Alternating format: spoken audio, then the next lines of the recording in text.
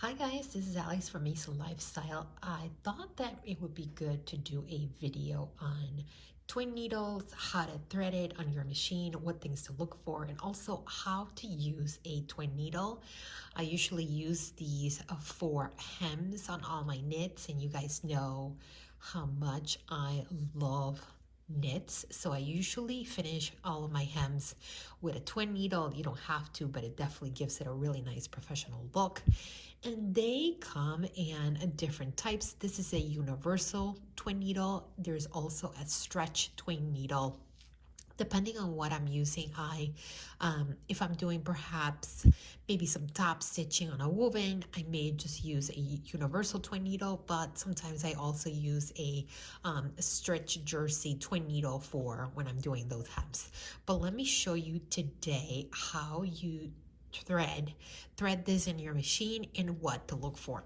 And guys, you have your twin needle and it has kind of like a flat back.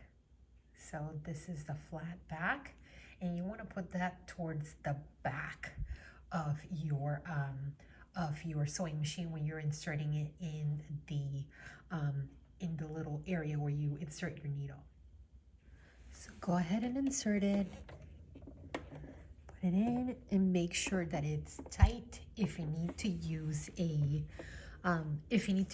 a screwdriver, tighten it in. Go ahead and do that.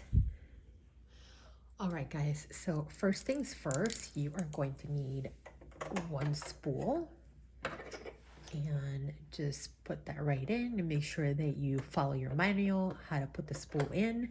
And then most sewing machines come with a second spool. I know that even my beginner's machine came with this, and this is exactly what it's for.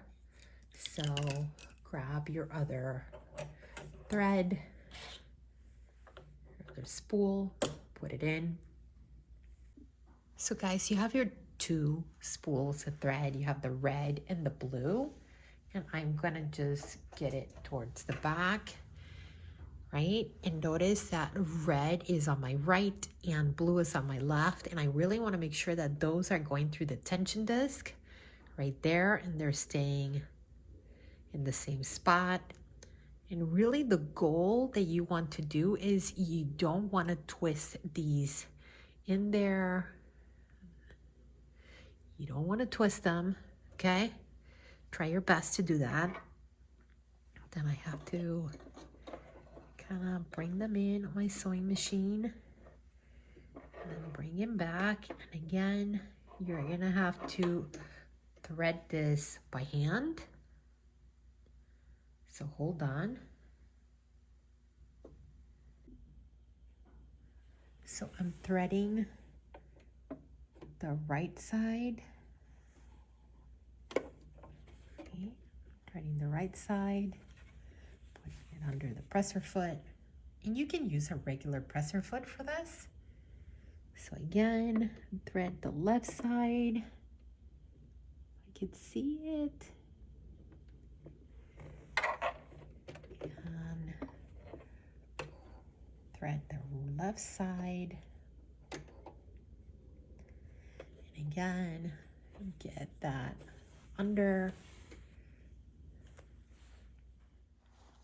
All right, guys, and now that you've threaded your machine, so a couple of things. You want to loosen your tension. Usually my tension is at 3 on my machine, so I usually go for 2. And then I also want to lengthen my stitch. So it's usually at 2.4, but I'm gonna switch it to 3. And then you wanna grab a scrap piece of fabric, right? Try it out. And also my machine has a double needle function, and I usually like to turn it on. If your machine does not have a double needle function, it's okay. Usually what that function does is to make sure that that it acts a little bit as a protective guide and that you are not hitting the needle plate. So once I do that, I go ahead and bring in my needle down because I want to bring up the bobbin. Right, bring up that bobbin thread.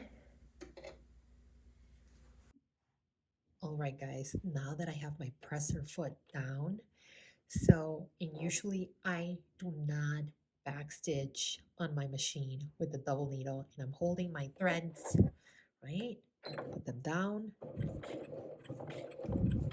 Guys, go slow, right? Because you really want to make sure that these are looking nice.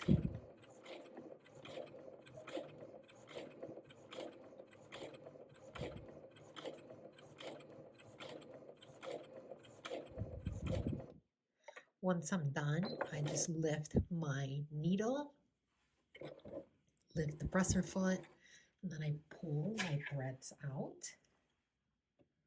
I cut them. This is how it looks. And you have your loose threads, and usually what I do, I just pull them towards the back and I tie them into the knot. And that's it, guys. That is how you use a double needle. All right, guys, I hope you enjoyed this video. I will see you guys next week. Bye.